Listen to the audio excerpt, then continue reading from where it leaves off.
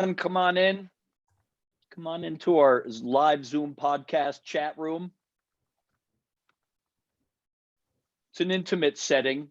We're in Jeremiah's guest room there with the surfboard that needs more water time. It does.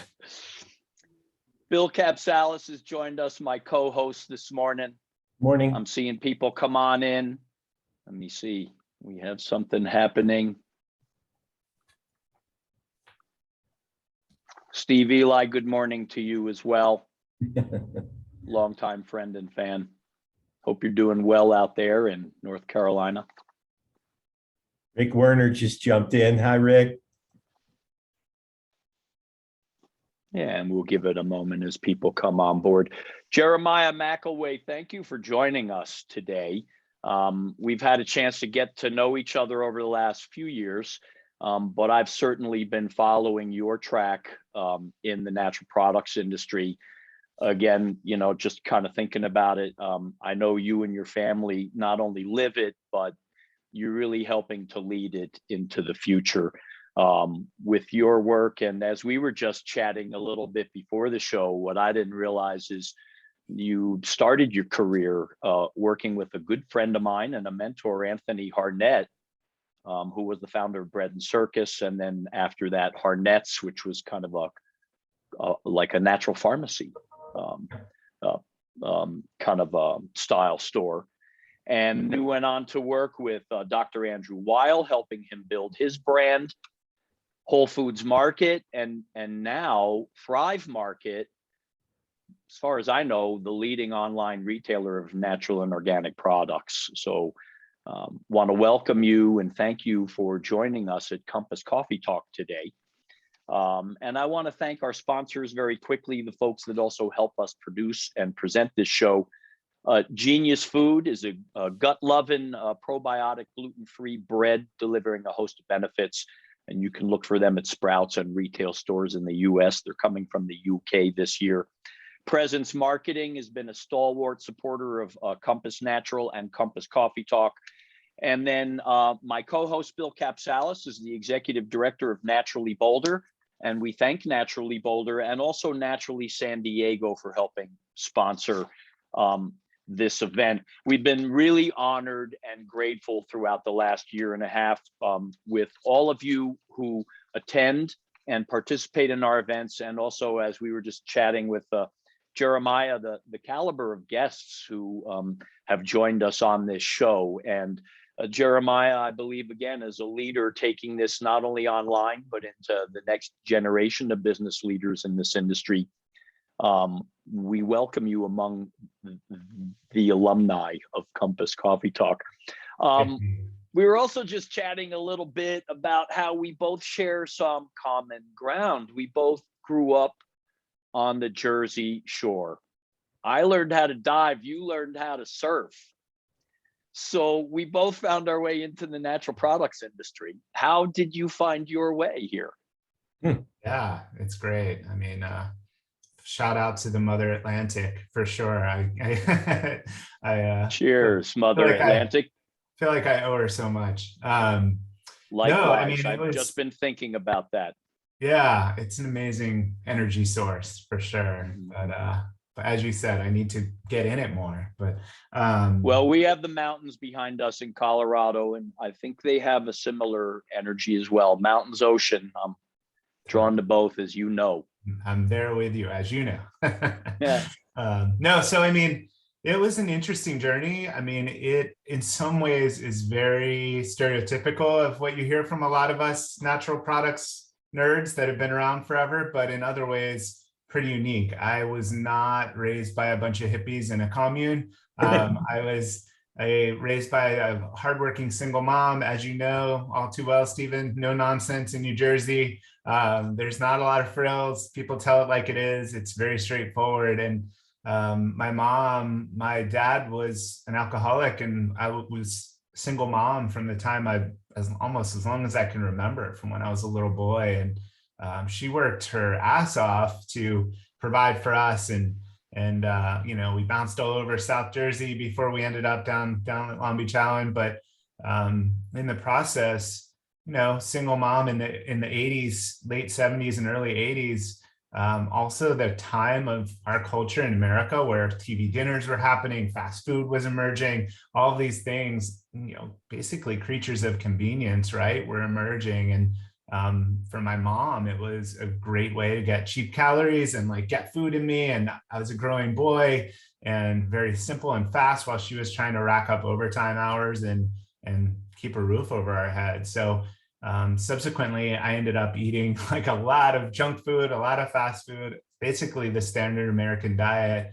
And as you would imagine, or like so many other Americans, I had a lot of health issues. I had a lot of digestive issues. I had a lot of problems, and went to a lot of Western doctors. That's what you did in New Jersey. There was no alternative medicine. This was pre-internet. A lot of that was considered counterculture. A lot of what we do now that's really widely accepted was considered very fringe and not to be taken seriously. And so could never get a diagnosis, and ended up living with what I later self-diagnosed and talked to practitioners about as irritable bowel syndrome, and potentially some Crohn's disease there too.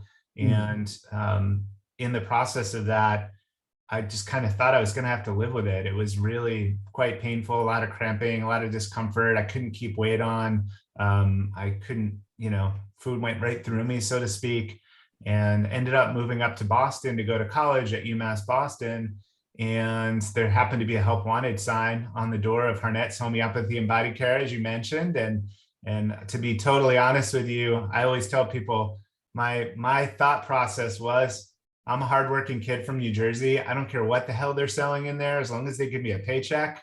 Like, this witchcraft voodoo stuff is fine. I'll just go and sling this and make organic carrot juice. If people want to give money for that, that's cool. And in the process, skipping and shortening the story, but fell in love, changed my life, learned about probiotics, vegetarianism, eating healthy foods, macrobiotic diet, all the other modalities that you could imagine. I could list them off. And within about 6 months of working there and radically changing my diet and radically, shifting to whole foods and drinking a lot of vegetable juice, I was able to completely transform my health. And this is where it becomes more stereotypical. I fell in love and actually ended up dropping out of college. And that was about 27 years ago. And just kind of went on this mission to evangelize and try to get the word out to more people. And as you said, I've been fortunate to wear a lot of hats and work deep in a lot of supply chains, from farmers all the way up to, getting products onto the natural product shelves. And it's been quite an amazing journey. Wow. And I'm super grateful. How did the Andrew Weil thing come about? That was early, right? Early in your career? It wasn't actually. It was about midway through. Okay. But it was, at one point ended up, I started in the stores, and the first kind of 7 years of my career or so were spent in the health food store aisles, like first at Harnet's, and then I moved out to Boulder, Colorado, where y'all are, and actually was fortunate to open the first Whole Food store in Boulder there on Pearl. And so that. I remember the opening. Anthony Gilmore was there, some others. We hadn't met back then, but I certainly remember that time. I was there. We probably passed each other many times. I was working in the health and beauty section, and later to be coined Whole Body. But so it was a big, as you both know all too well, it was a massive moment for Whole Foods Market in the history of the company. And prior to that, it was wild oats country and alfalfas, and you didn't go to Whole Foods, couldn't make it there. And so it was a big moment. But subsequently, Anthony, actually, who you mentioned, gave me my first promotion at Whole Foods. So I always have a fond spot in my heart for Anthony. But my regional coordinator at the time came into the store one day, and she was shifting roles to manage the 365 and Whole Foods brands. And she basically just said to me, like, of all the people, you complain about these products more than anybody I know. So why don't you come be the marketing manager and brand manager for the brands and come change what you think is so wrong. Wow. So I shifted gears and went over to the other side, to the brand and product development side. And fast forward again, and Whole Foods actually sold the division of the company where they were making the vitamins in-house and dissolved. This is pre-private label team, right? Whole Foods didn't have a private label team. We were it.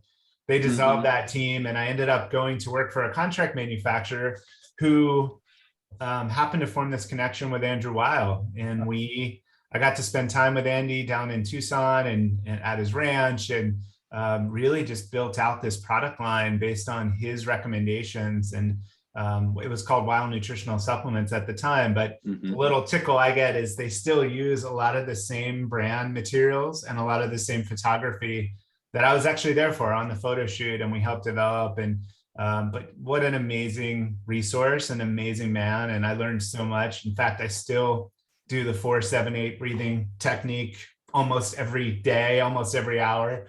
And so many other things like introductions to Paul Stamets and mushrooms. And I mean, the list goes on, but it was amazing. We would love to get Paul on this show, I tell you. And I remember booking Andrew Weil for a Natural Products Expo West very early on, and nobody came to see him. It was first thing in the morning. I was actually kind of embarrassed as the producer. And of course, it was only a few years later when he became really world famous. Yeah. Spontaneous Healing was such a transformative book. But. Yeah. You know, it would probably be a good time for us to turn our attention a little bit to the present. And Jeremiah, you've done some amazing things with Thrive, and can you talk a little bit about that and where you're at today, and oh boy, what effect the pandemic may have had, and just give us some general thoughts on Thrive and shoppers today. Yeah, it's pretty amazing. I mean, it's been quite a roller coaster ride, and you know, we were talking just before we went live here that, you know, it's been 7 years in the making, and you know, those good old overnight successes, right? That suddenly are 7 years in the making. But you know, for anybody on the call who doesn't know, I mean, simply put, Thrive Market is a membership club model. You could liken it to like a Costco, but it's all online. So our members pay a $60 annual membership fee. We have about 6,000 products on the site across all categories, anything from non-perishable grocery to now frozen food, health and beauty. We have clean, sustainable organic wines. We have meat and seafood. So kind of everything.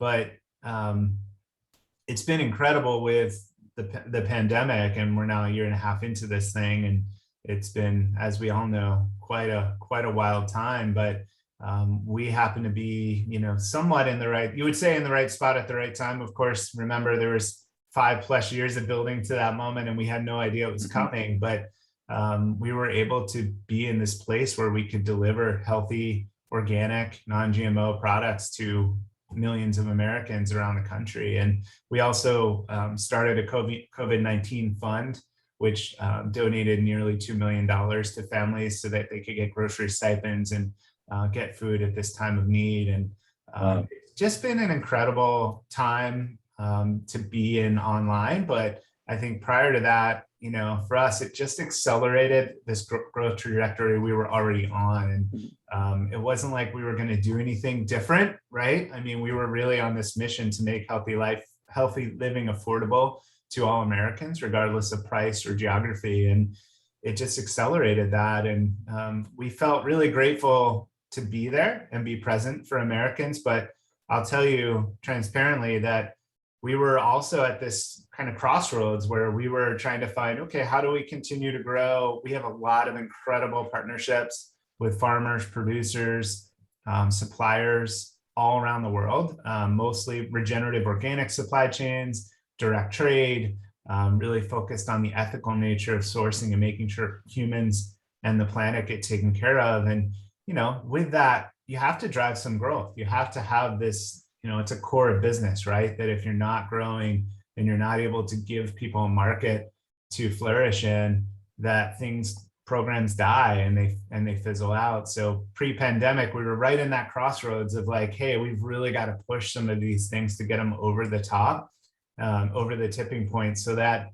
we create abundance in all these communities, not just one-off programs. And that was one of the things we're most grateful for, is that event, or this event we've been living through as a country, really helped a lot of that flourish and has helped us dig in even more with some of these supply chains and growers and farmers and find new partnerships that we've been able to really lean into because we have even greater scale now, and we're able to support those programs. So it's been really incredible. And as you both know, and we've all seen, there's been a massive uptick in interest in just healthy living and people being more responsible for their health and being more aware and wanting organic, wanting natural products, as well as seeking out natural wellness and really digging into diet tribes like keto, paleo, vegan, Whole30. All of these have been huge kind of winners. And actually on Thrive Market, you're able to sort by over 90 values, including those diets I just mentioned and several others. So it makes it easy for people discovering new lifestyles to come and shop the site and just go, okay, I want to see all of the keto products, or I want to see all of the Whole30 products. And I think the last part I'll say about that, to toot our own horn, is we're not just in it for the fad diet, right? So everything you find in those categories are also very helpful products that are made with care and made with the cleanest ingredients and the highest quality standards. So it's really this kind of win-win for our members, and then ultimately our supplier network and our partners in the earth and humans. So yeah, the consumer side of it is really intriguing, right? It's very user friendly. Been on the site, know about it. What about from a brand perspective? There's a couple of brands on the call today, I know, and one of them, you're their third, highest seller of their product. It just it's amazing to me. So what do you say to the brands, and how do you onboard brands? There's some listening today that aren't with you that might like to be with you. Yeah. So we do have a module on the site where you can log on and submit your products. Okay. It's thrivemarket.com/brand-partnerships. And so you can go on and submit your product. That's the best starting point. And then from there, our category managers see all the submissions, they follow up, and we're a highly curated model, like I said. So, I mean, that 6,000 products I mentioned, roughly 5,700 to 6,000, is all categories. So one thing that we've really tried to focus on is we want to have best in class product options, but we don't want to have 10 options in every category. And so, I mean, a typical grocery store has, 30,000 or more products. We have 6,000. So we really try to keep it fine-tuned to the best in class for every category to make it easier for our members. So I would say our brands should be aware, our brands that are submitting should be aware, like, we say a lot more no's than we say yeses, right? So we look for differentiated products. We look for mission-driven, founder-led businesses that are really trying to make a difference with their products, whether it's innovation, whether it's supply chain, whether it's a mission that they're on. And then we look to really tell that story, to your point, and really get the word out and say, like, hey, we chose to partner with Good Crisp, for example, which was in the chat. And here's why. They're doing something really unique. They have an innovative product that we know you'll love. And whereas, if we see another Me Too product come through that looks a lot like something else we have or we have in private label, we're probably going to pass, just because we don't want to have a lot of extra noise. And yeah. So there's a couple questions coming in the chat, if you're okay taking them right now, about EDLP versus high-low pricing. And also, what's the schedule? Is there a review schedule? And a lot of brands are used to these review schedules with retailers, waiting and waiting. And then, then there's this them well. opportunity. Yeah. So you know it well. So what's the quick hit on EDLP, high-low pricing and or review schedule? Yeah, I mean, so it's interesting. That's a super interesting question for me. Not to talk about me, but I'm here. So myself and Errol Schweitzer and others, we helped establish the review schedule at Whole Foods. So know all about them really well. And that was one of the most dramatic shifts when I came over to e-com, is we don't really follow one. We do category reviews on a regular basis, but for us, we love speed to market. We love innovative products. So you're regularly reviewing. We review everything all the time. Our category managers review submissions all the time. We obviously love to align with seasonality. We love to make things launch at times that make sense. We're not going to launch a pumpkin spice product in the spring, but why not? Although those products seem to be coming on earlier and earlier right? anymore. Why? Hey, I have a question as well. Yeah.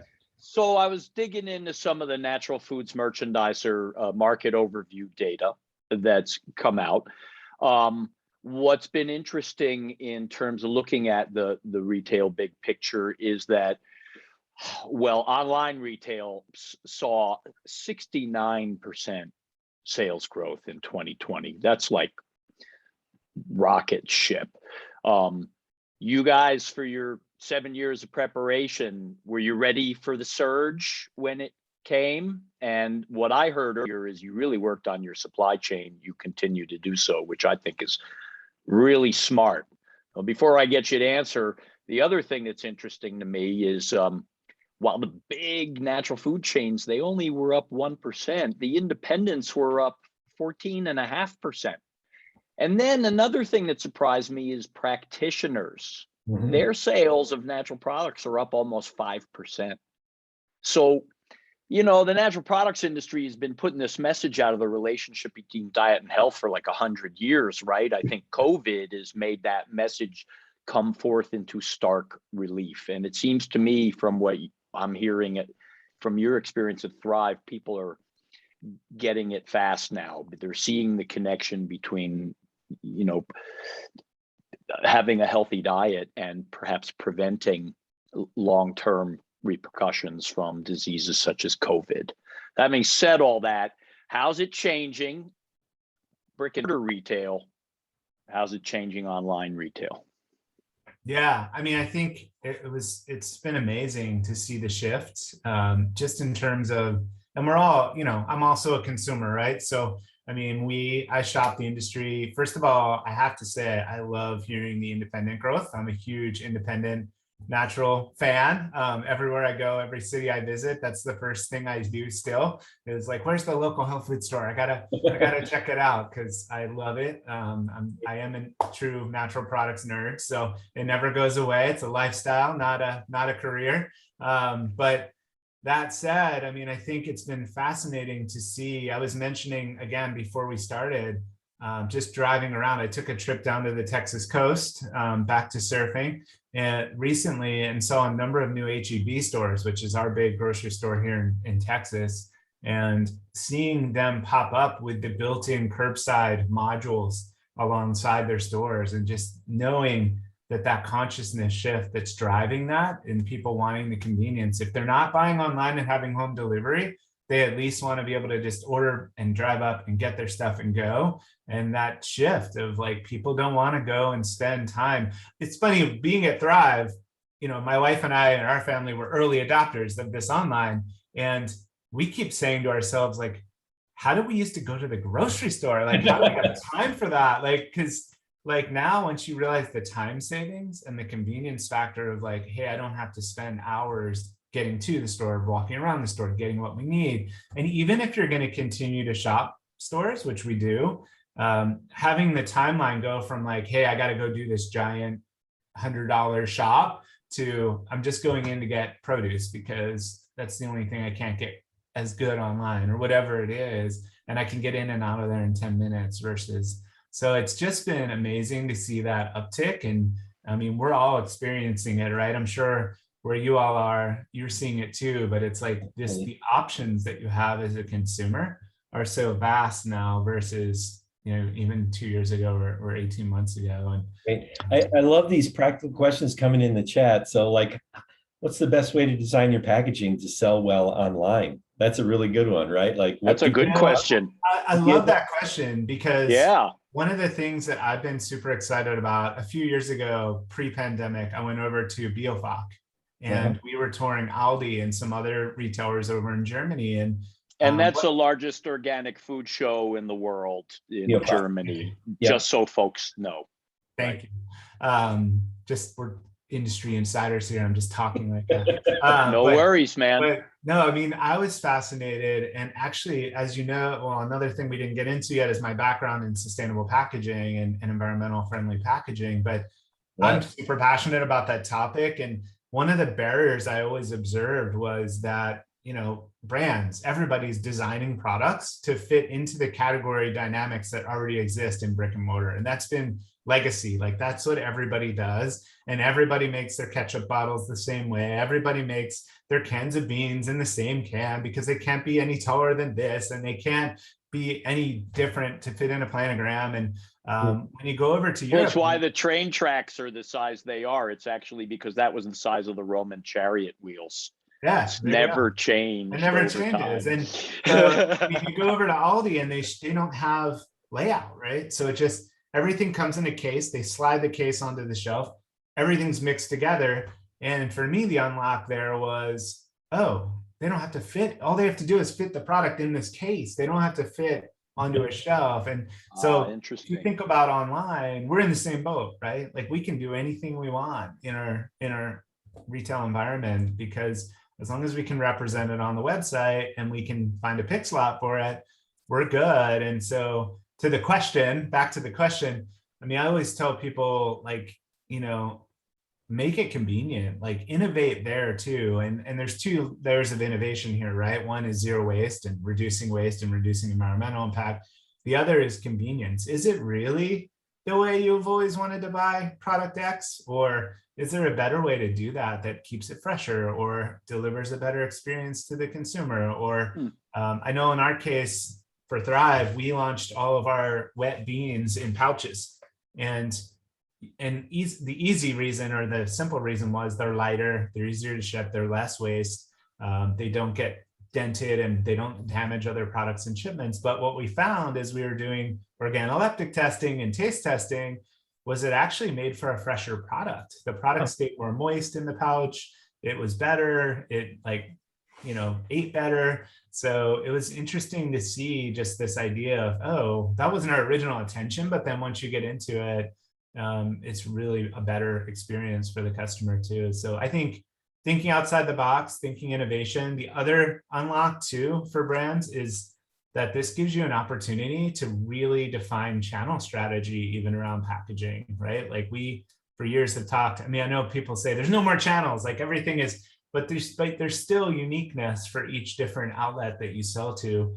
And I think for brick and mortar, you're still going to have some of those category dynamics that you just don't have with D2C or online. And I think that gives you as a brand the opportunity to say, hey, we're going to do it this way here and this way here. And we're going to maximize the opportunity on both sides of the desk. And oh, by the way, profitability, customer experience, all those things too become wins for your business as you figure them out. And I was just at the Southern Hemp Expo, and I was impressed to see some hemp kind of paperboard packaging coming along. As I relate it to like the old plastic. It used to be Bakelite back in the 30s and 40s, very brittle, and then think about where it comes from today. So the evolution of more sustainably sourced packaging materials is a concern for me. I'm as guilty as anyone else in how much plastic is in my household. So I'd love to see that start changing in my lifetime as well, because I know we're committed to sustainability in so many other ways. And yet I do appreciate the value of what plastic has provided to us: cleanliness, sanitary, hygiene, a lot of things that we have to solve to get to more sustainable stay tuned. We're on that too on our side, and we've committed to plastic neutrality by 2023. And with that, for us, like you hear that a lot from retailers and brands, and one of the reasons we've been so hesitant to broadcast that is we didn't want to greenwash. We don't want it to be an empty claim. Right. With that on our side, we're doing a lot of behind the scenes work to innovate packaging, create alternatives to plastic. To your point about hemp, we love that.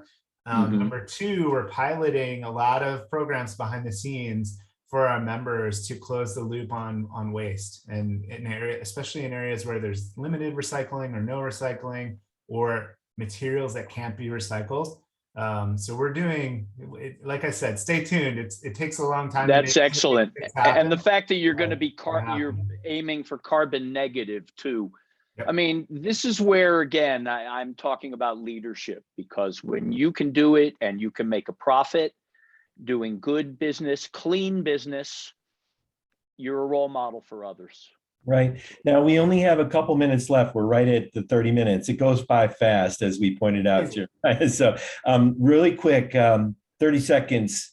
You going to offer fresh anytime soon?